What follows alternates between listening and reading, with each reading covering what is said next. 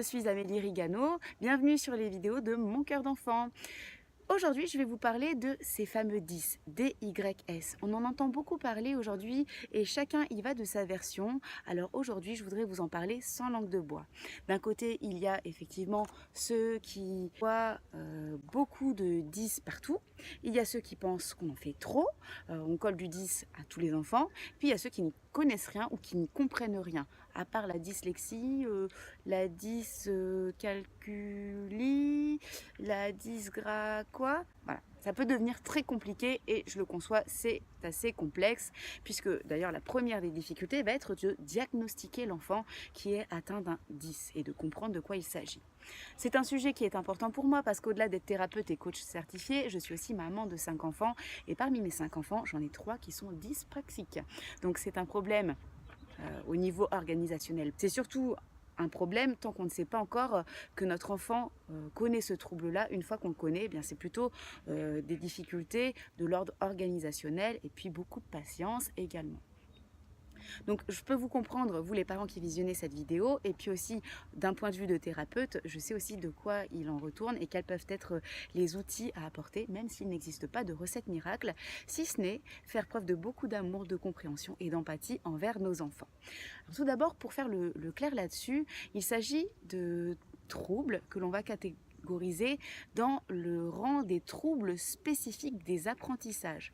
Donc on parle de troubles, mais entendez bien ici surtout le terme spécifique. Ce qui veut dire que c'est pas un enfant qui se développe mal, mais c'est un enfant qui a un développement qui lui est propre. Un enfant qui se développe différemment par rapport au développement attendu de manière plutôt académique, parce que ça va être surtout au niveau de l'école, de la scolarité, que les difficultés vont se ressentir le plus. Au niveau social, pas forcément en général. Ça peut impacter, certes, parce qu'en fait, vous allez voir derrière qu'il y aura des répercussions surtout sur l'estime de soi et la confiance en soi de l'enfant, mais c'est surtout dans la scolarité que les difficultés vont être présentes lorsqu'il va falloir mettre en œuvre des compétences qui ne sont pas encore du ressort et du registre de l'enfant qui a ce trouble-là. Donc déjà, en ce qui concerne les différentes appellations, on va les lister, ça sera plus simple. Lorsque c'est le langage oral qui est touché, on va parler de dysphasie. Lorsque c'est le langage écrit, ça c'est ce qui est le plus connu, on va parler de dyslexie. Lorsqu'il s'agit des mathématiques, alors là pris au sens large, il va s'agir de l'utilisation des nombres, de la capacité à résoudre des problèmes, de la capacité à raisonner, à faire preuve d'abstraction, on va parler de dyscalculie. Lorsqu'il s'agit de difficultés de type visio-spatial, qui va donc avoir un impact sur la capacité à s'organiser, à ranger, etc., ses affaires, à se représenter dans l'espace, on va parler de dyspraxie. Et enfin, alors là on n'utilise pas directement le terme 10, mais lorsqu'il va s'agir de difficultés liées à l'attention avec ou sans hyperactivité, on va parler de TDAH, c'est-à-dire de troubles déficit de l'attention, comme je le disais, avec ou sans hyperactivité.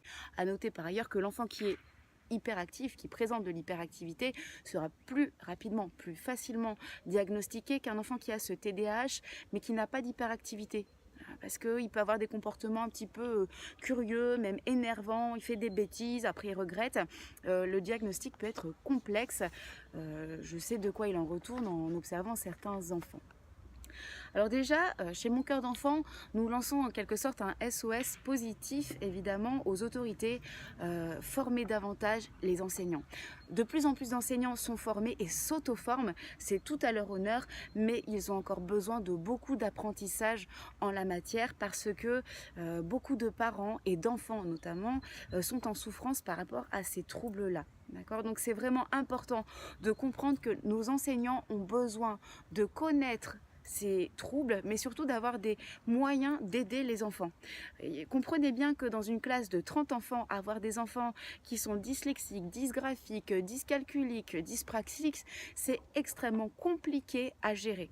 Donc, déjà beaucoup d'indulgence et d'empathie envers nos enseignants qui font leur maximum, mais aussi il est vraiment nécessaire de mettre en place, de par les autorités qui vont former nos enseignants, des moyens pour qu'ils connaissent des procédés simples et applicables, duplicables pour aider les enfants atteints de ces troubles et surtout pour ne pas briser leur confiance en eux-mêmes et en leur capacité à réussir à l'école.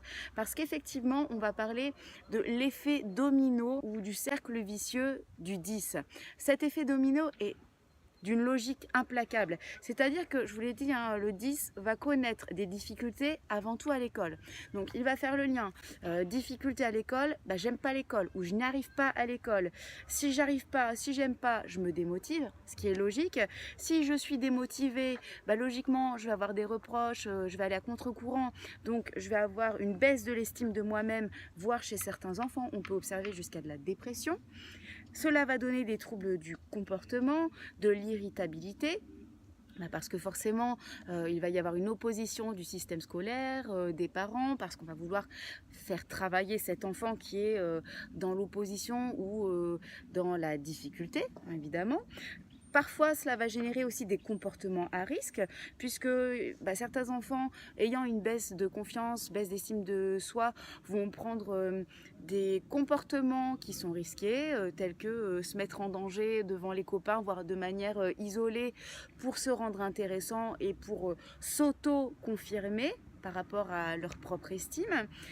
Bien sûr, à ce moment-là, l'échec scolaire semble quasiment inévitable et puis on observe par la suite parfois des addictions dans le jeu ou dans des attitudes et puis plus tard à l'adolescence d'autres formes beaucoup plus nocives.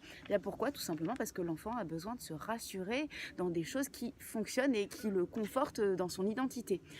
Et enfin, à la clé, on comprend bien que si rien n'est fait, c'est l'échec social et l'échec professionnel qui pointent. Donc évidemment, je ne suis pas là pour dresser un tableau noir de ce qui va en être chez nos enfants. Au contraire, je suis là pour vraiment montrer la nécessité de prendre à cœur ce que vivent ces enfants, de ne pas dire que c'est surjoué, surdiagnostiqué. Ces difficultés sont réelles et à partir du moment où de toute façon l'enfant est en difficulté scolaire, qu'on l'appelle 10 ou qu'on l'appelle autrement, cet enfant a besoin d'une aide. Donc déjà le diagnostic est important. Diagnostic certes, mais aussi accompagnement et bienveillance.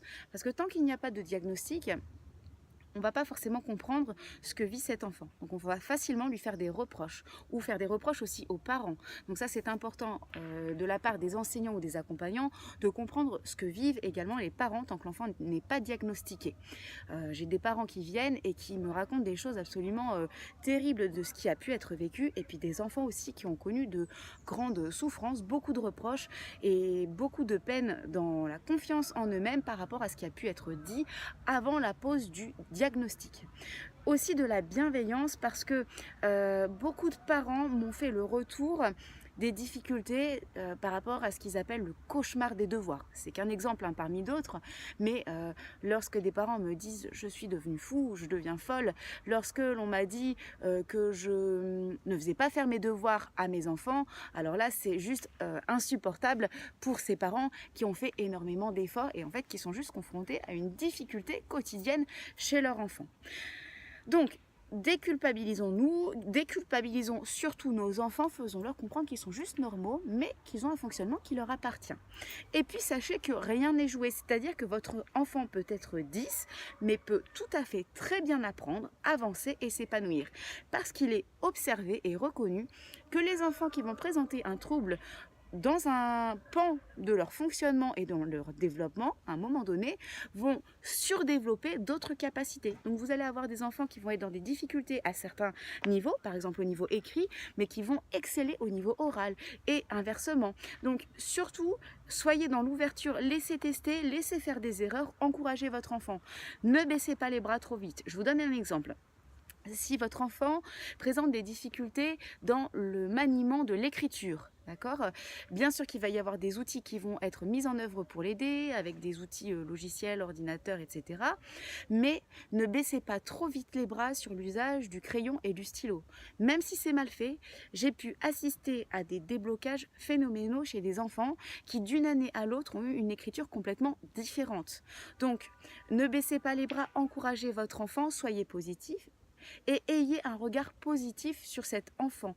C'est-à-dire que il a une difficulté, mais rien n'est joué.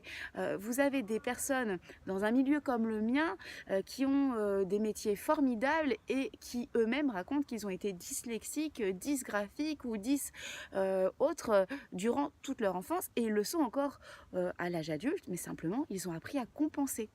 Vous en connaissez aussi, peut-être même vous-même avez-vous connu cela étant petit. Il est vrai qu'auparavant, on cataloguait beaucoup plus vite les enfants, mais aujourd'hui, on a la chance de pouvoir être diagnostiqué, de pouvoir être accompagné. Donc surtout, ne baissez pas les bras, faites-vous aider. Et puis si vous avez besoin de poser vos bagages, de vous confier et de trouver des outils pertinents dans votre parentalité et pour la prise de confiance, l'estime de soi, mais aussi des outils pratiques de coaching pour votre enfant, eh bien un petit détour chez Mon Cœur d'Enfant pourrait faire beaucoup de bien. Je vous souhaite une belle parentalité et une belle vie scolaire et personnelle à votre enfant et à très bientôt sur les vidéos de Mon Cœur d'Enfant.